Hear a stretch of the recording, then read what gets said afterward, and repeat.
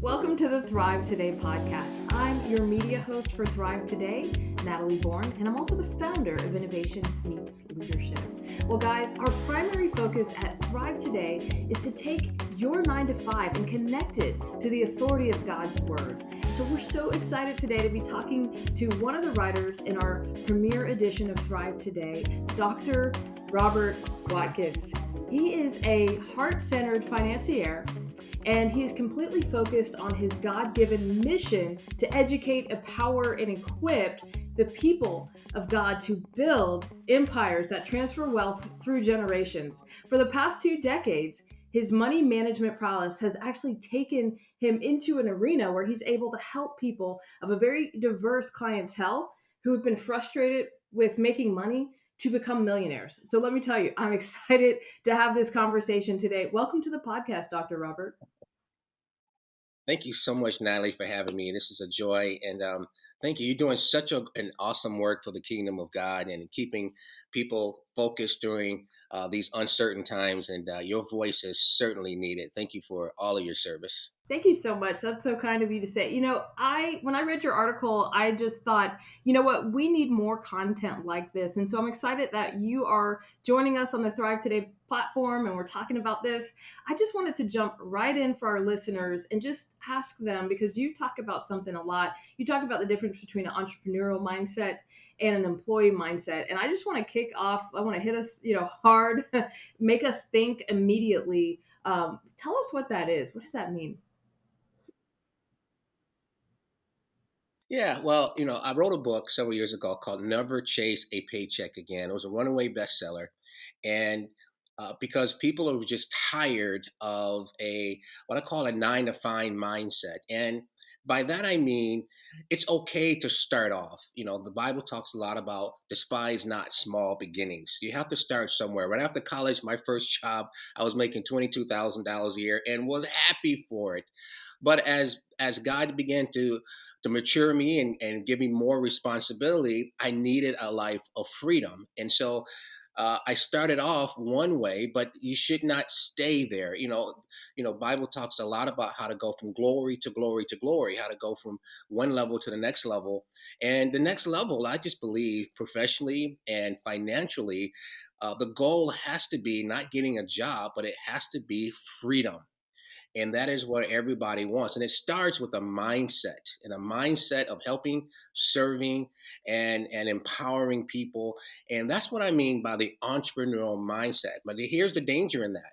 Once you do get that mindset, there's going to be a conflict between what you do every day and where God wants you to be. And it's like, okay, I have this mortgage, I have kids, I have car payments, I have debt. Oh my gosh, I just can't leave this job, this life that I created. Now I see something more because now I have vision. And so that's where we come in to help them to take the steps, to walk them by the hand, and to say, you know what? I know you have been defining yourself as an accountant or a janitor or a lawyer or a media professional, whatever, but God has something more for you. And therein lies the conflict, and that presents an opportunity for us. Wow. As I listen to you talk, my mind is going in so many directions. And I think about the fact that, when you become an entrepreneur, there's this entrepreneurial spirit that comes on you that says, I have to break boundaries. I have to pull down walls and things where people told me I can't do it. I actually have to question and push against that in order to go out into a place where nobody's built it before, nobody's done it before, maybe in our generation, in our time, or in our family. And so you really become this pioneer that leans into this idea that there's got to be something more. And I like to call it the grind to five. There's got to be something more than the grind to five. There's got to be more out there than this. Well, I don't believe in grinding. Okay. Life is too short for that. And I'm not saying don't work hard, but I am saying that, God doesn't do the same thing twice. He is a healer, but he's never healed the blindness the same way twice. So God is full of strategies. He's full of planning. He's full of vision. And you're right. Anytime God calls us to do something in the marketplace, it's going to be different. It's going to be something we've never seen before. He is the God of innovation. He says that my ways are not your ways, my thoughts are not your thoughts. So once we get God's thoughts, and my consulting company, which is called Conquer Consulting, what makes us different and why we've been so successful, because the first thing we ask is, what did God call you to do? And you should see these blank faces, right? Because we don't need good ideas. We need God ideas, right? Because starting a business, being an entrepreneur is tough. It is difficult. Raising money is not easy. And we're going to talk about women, and then women and doing it a lot without a lot of support is very difficult. But here is the blessing in all that. If you believe that you were born to do this, then when the hard times come and you're up at 1, 2 o'clock in the morning trying to figure out how to make payroll or how to just keep your lights on, you're not going to quit, because whatever God calls, he ordains, he supports, he finances, he gets behind, and he's going to make sure you have what you need. And so now our job as consultants become very easy and just guiding you, because your heart is in it. And whenever you do something for money as opposed to your heart, you end up like me, bald headed, being stressed out. Because anything you do for money, it will stress you out. So it's very difficult for me to get entrepreneurs' mind off of money and onto the mission, and make sure their heart is there. Because what makes you special is not starting a business or a ministry or being a leader. What makes you special is that God is behind your dream, and that's where we start. And that's the entrepreneurial spirit that you have there, and that's what makes you different. It'll separate you from your competitors. It'll gotta make your voice stand out. He'll just somehow make you stand out, because the glory now is on you and the favor is on you, and grace and mercy's following you and all this great stuff. And guess what? Your family will get in line eventually, and you will have a great business. But it starts there. Is God behind your dream? Yeah, I love it. I love it because favor is not fair, right? It's not fair. I would like to talk to some folks who are thinking about making the switch. As a matter of fact, maybe they're listening to you right now and they're feeling something, like there's something going on. There's butterflies in their stomach, or there's a nudge that they're feeling right now. I can remember when the Lord told me, "Leap, I'll catch you." Mm, And that was the most terrifying conversation I ever had with God, because my first response was, "No, Lord." And he's like, "Do you trust me?" I'm like, "Oh, we're going to do this right now." But there was this moment, right, of wrestling this to the ground. And I know some people are listening right now and saying, "You're speaking directly to me. You're speaking to my heart." Can you tell them what are some practical things that they should be thinking about, either in the natural or the spiritual, as they get ready to make this shift?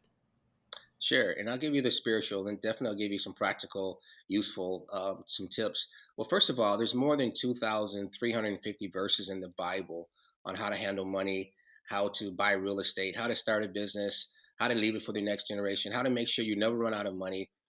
We don't have to go to Wall Street or to Bank of America or any worldly structure to learn about money. It's all right there in the Bible. So once we get an understanding, first of all, that the Bible says that the blessing of the Lord makes you rich. It says that in Ecclesiastes 5:3, that a dream comes through the multitude of business, and on and on and on and on and on. So once we understand that, the next thing we need to do in making the switch is, what is the vision? Habakkuk 2:4 says, Habakkuk 2:2, to write the vision down and make it plain upon tables. Some people out there might have heard of Kentucky Fried Chicken. When Colonel Sanders, when God gave him a vision, he was on his way to divorce court. He was a cook on a train, and he was about to lose everything. But then something came out of him. He wrote down the secret recipe, right? He wrote it down. Now nothing changed at that moment. He was still in, and he was still experiencing heartache and still was going through bad things financially. But what was different? He wrote it down, right? And so the first thing I would tell people, to write down the vision and make it plain. The reason why that's important is because in Habakkuk 2, the next verse says, so that he that reads it can run with it. Well, those are your employees. That's your support. Those are volunteers. Those are people that will pick up your vision and run with it. Many people are so tired right now because they're running with their own vision, right? They're trying to do everything themselves. They're marketing, their sales, they're podcasting, they're cooking, they're changing diapers. It's like, man, you're exhausted, right? And so Write the vision down. And the reason why people need vision, because the Bible says without vision, the people perish. There are people out there who need your vision. But what stops people is fear. They don't think they're good enough.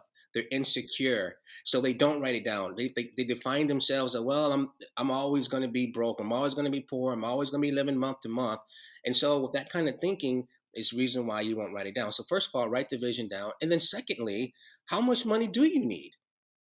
How much money do you need in year one, year two, year three, year four, year five? And that's where we come in and help them provide a business plan. Now, because God thinks generationally to generational, you need to have a 20-year plan.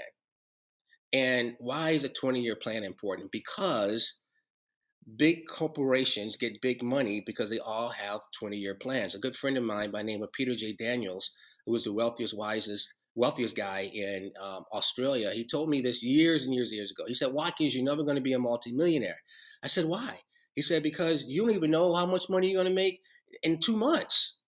And he said he's raised, literally tens of millions of dollars for ministries, for businesses over the years, banks. He said the one thing they all have in common is a 20-year plan. And so you got to go back to the same God who gave you the vision. He'll give you the provision. So vision, plan, and then the action. The action is, what are you prepared to do on a daily basis? This is where sacrifice comes in. Are you prepared to stay up late? Are you prepared to get up early in the morning? Are you prepared to share your vision with people who possibly could help? And so, vision, plan, action, those are the first three things that we have to do in order to make the shift, in order to start seeing some manifestation of what God has called you to do.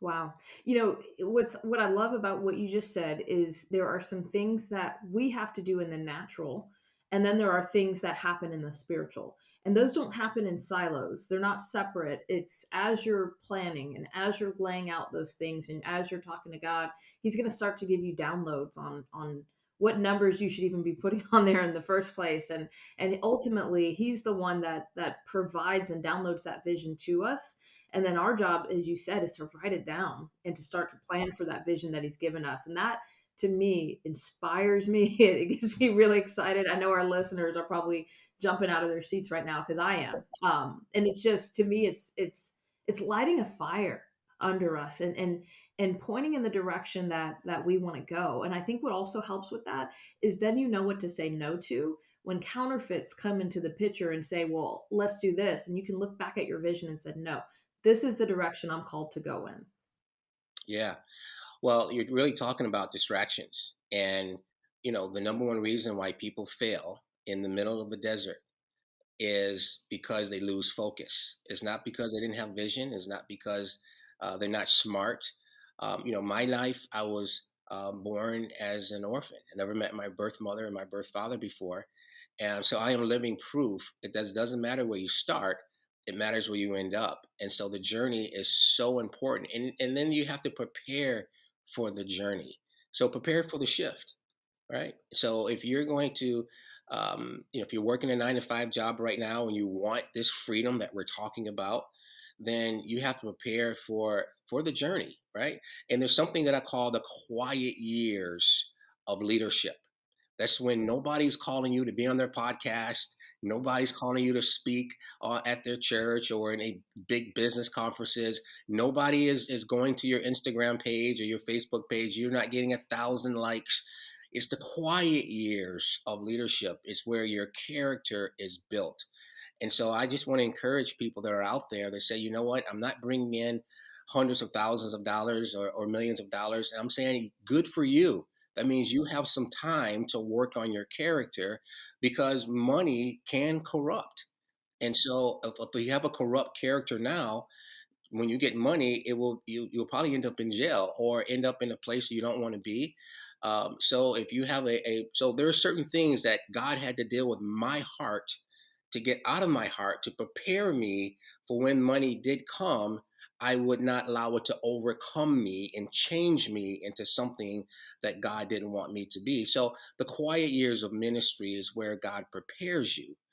And a lot of people don't like to be in that place. They that place for them is frustration. It's sad. It's depression. And I'm like, no, that's the place where you need to have joy, because when the spotlight is turned on, what we want to see is somebody without spot or wrinkle, somebody who has a repentant life, someone who can lead, someone that can speak a word and bring forth confidence and empower. And that takes a person of character. And you know that because you teach leadership. But all of that is shaped in the quiet years. So don't be afraid of the quiet years. Wow. I just see such a refinement in that season that you're talking about. And it is not fun. Refinement's not fun. Purification's not fun. Pruning, all that is tough. But it's good. It's good. It's good things that God is doing and bringing about in you, as you mentioned. Can you talk some more about some of the godly principles that you teach people, or you've even brought forward in your own life as you've walked this entrepreneurial journey? Yeah. Well, the first thing is my identity. And like I said, I had an orphan mindset because that's what I was. And so when you grow up thinking that, man, your own mother didn't want you, your own father didn't want you, and you have that mindset, and now you're around a group of people who not supposed to even be alive beyond age 16 or 17. I was supposed to die in a drive-by or some deadly disease or in jail or in prison. And that was the lot in my life. But the shift began when I began to change my mindset. And that started with my identity. And I read somewhere in the Bible that I was a king and a priest in Revelations 5 and 10, that I was a king and a priest. And I believe that and I shall reign on the earth. And so that mindset shift, my life shifted when my mindset shifted, my identity shifted. So that was number one, is that I started believing that I had authority. I started believing that I had purpose. I started believing that I can make a difference. And then secondly, my vulnerability not to my environment, but vulnerability to to God's word, to that identity. Start walking like it. Start putting my head up and my shoulders back, and start walking like a king and start talking like a king and not having a poverty conversation, but having a kingly conversation with myself. Looking myself in the mirror and say, you will raise up millionaires. You will own a finance company. You will be own a consulting company. You will write best-selling books. You will be on the stage with great people. That God will bring your name, bring you before great people. He's going to make your name great. And he's done just that. But it started with having the right conversation with myself and then being vulnerable to that. So vulnerability is very key. And then the third thing I would say spiritually in terms of what the inner work that we can do is having that confidence in that. And there's a lot of the Bible talks about how to cast not away your confidence, for it has great recompense of reward. So you have confidence, but you have to have confidence in the right place, not arrogance, not pride. And pride goes before the fall. You have to know the difference. But now I started speaking. I'm a king and a priest. And here was what happened to me. Because I had those three things: identity, vulnerability, and confidence. I said, I wonder if there's anybody else out there like me who didn't know what they were called to do, who started off kind of bad in life. And I started off with 8 guys in a little golf clubhouse in Douglasville, Georgia. And I talked about confidence and I talked about being a king and a priest. I taught a John Maxwell message. I didn't even know what, and the guys were like, well, what are we doing here? I'm like, well, I don't know, but here's what John Maxwell says. That's right. And here's what happened. Something clicked.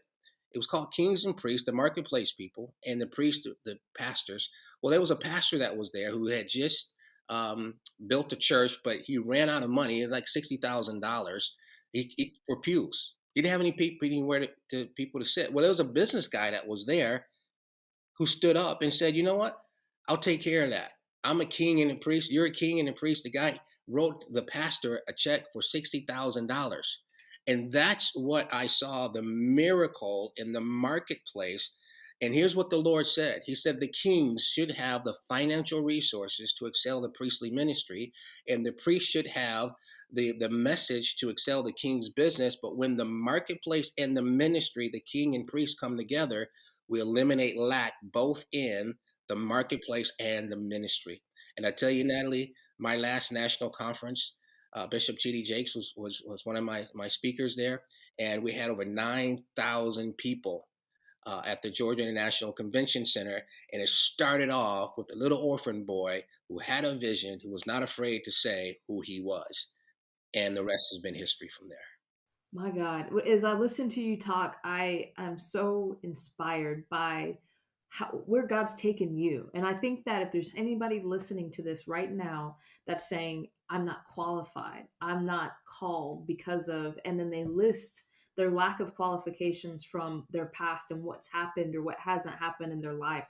I just know they're encouraged right now. I know they're leaning in. I know they're listening to your story because I don't know how many episodes I've recorded, probably over 80 podcast episodes. I'm holding back tears because, and that's never happened on podcast before, because I just feel that if people can get this, it's going to shift the atmosphere. It's going to change the way they live. It's going to change the way they think. It's going to change everything for them. And not just for them, but for the generations that come behind them. And can you talk a little bit, because I feel like we need to remember this is not just about us. It's about the generations that come after us and how important that part of it is. When you talk about shift, we saw Abraham who shifted from a place of Haran, which literally means a dry place. It literally means a place of poverty. He wasn't rich, as some theologians like to say. The place of Haran was a dry place. It was like the projects. And God said, I need you to leave from there. Get away from your kinfolk. Get away from what's familiar. And then we see in Genesis chapter 12 when he actually did that. And then he got involved in things and he became extremely rich and powerful. He became the father of many nations. But it never was about Abraham. It was about Isaac and Jacob. It was about his son and his son's son. And then we see over there in Genesis chapter, Galatians 3, where it says that if you are Abraham's seed and heirs according to the promise, then you're going to receive what Abraham received. And that was a covenant of wealth, a covenant of peace. God said, I'm going to bless those that bless you. I'm going to curse those that curse you. And he became very rich in cattle, silver, and in gold. But it wasn't never about Abraham. It was always about you and me. It was about Christ coming upon the earth.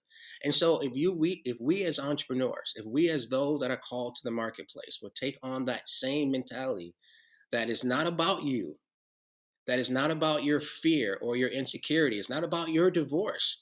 It's not about what you went through. Listen, God, you're on your way to heaven, and that's great. Our job now is to leave an inheritance. And that's what Abraham's main mission was, to leave an inheritance. And that's what our mission is. And here's how God describes a good man or a good woman. It's not what you do on the earth, it's what you leave behind.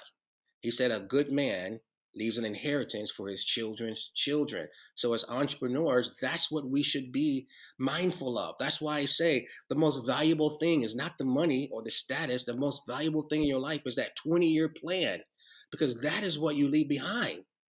So if I go home to be with the Lord in the next 10 years, guess what? My two daughters can pick up that plan and continue on what I started. We see the same thing with Chick-fil-A. I had an opportunity to meet Chua Cathy before he went home to be with the Lord. His headquarters was near my Atlanta home, and I had a chance to meet him. And when I walked into his office, he probably was 92 at the time. He had 600 brand new Chick-fil-A stores with different brands, like he was going to live forever. Okay, but it wasn't about him. It was about his son, Bubba, right?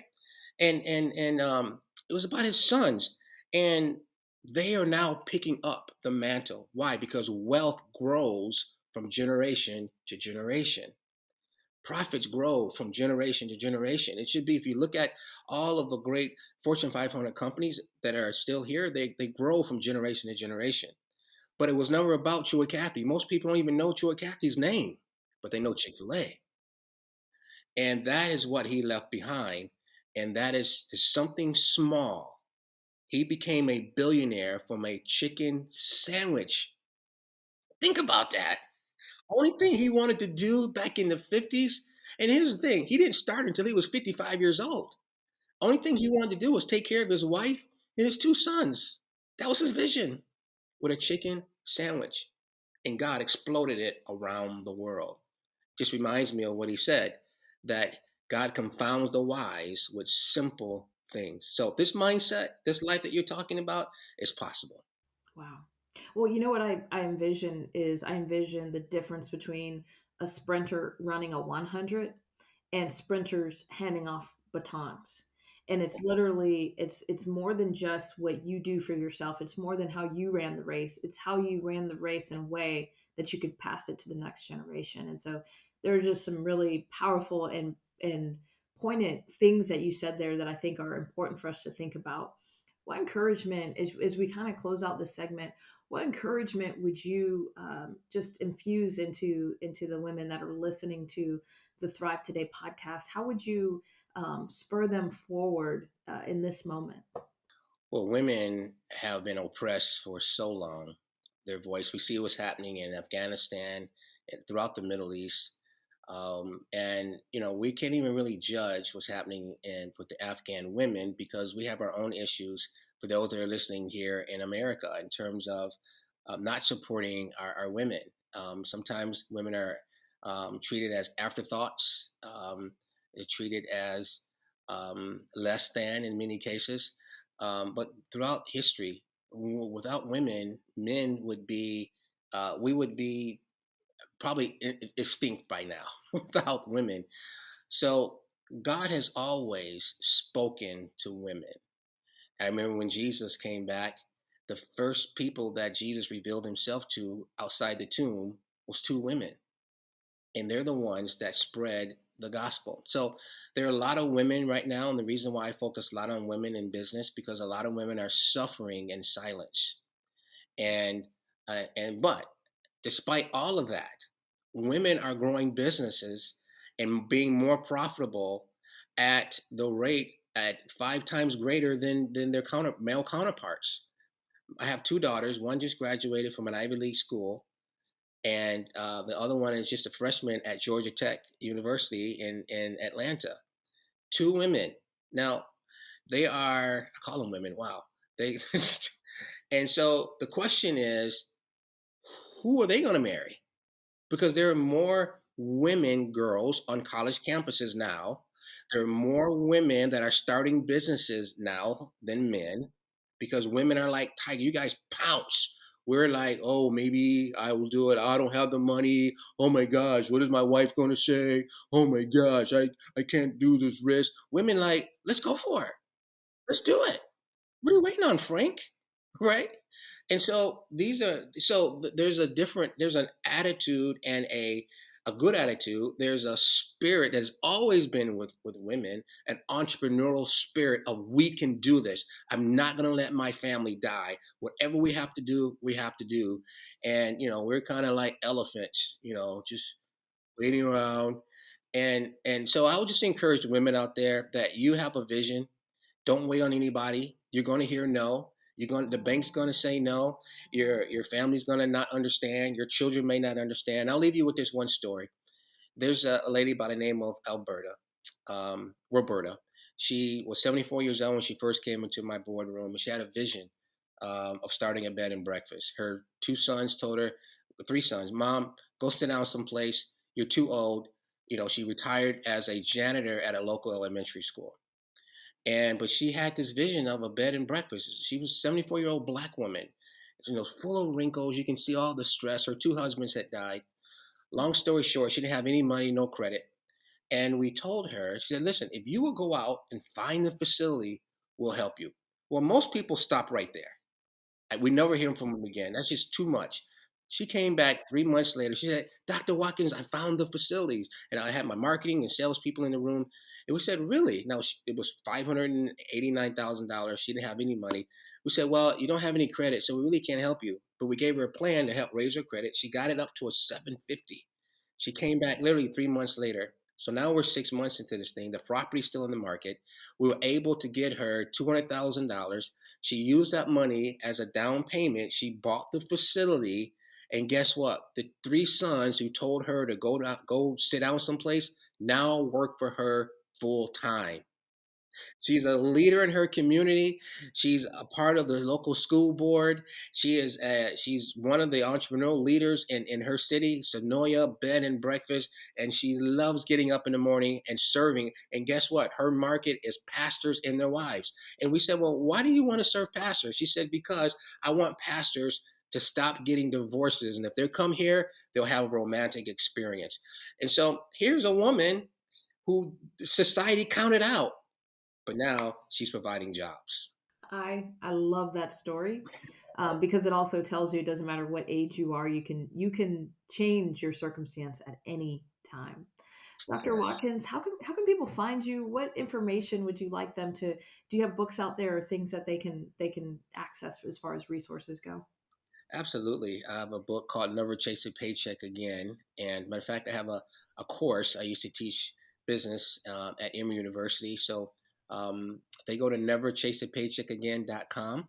I also recently got married and to Congratulations. the lovely Reva Watkins. And so we're launching a empowerment website is robertandreva.com. That launches in a month or so. But my company is conquerworldwide.com, CONQUER worldwide.com. For those who want to start businesses, who need funding, who need consulting, business planning, trademarking. Our tagline is that we turn small businesses into big business. And we have done that for the last 15 years. And whatever vision, whatever stage they're in, I guarantee you we can help them. And of course, my social media is Robert J. Watkins. You can find me everywhere. Awesome. Well, thank you so much for your time today. I am so inspired and just ready to seize the day. So I loved our conversation. Well, thank you. And anytime, I'll be glad to come back. Well, ladies, thank you for joining the Thrive Today podcast. Be sure to share, follow, and look us up on all of your social media platforms and share this episode with someone who needs to hear it today.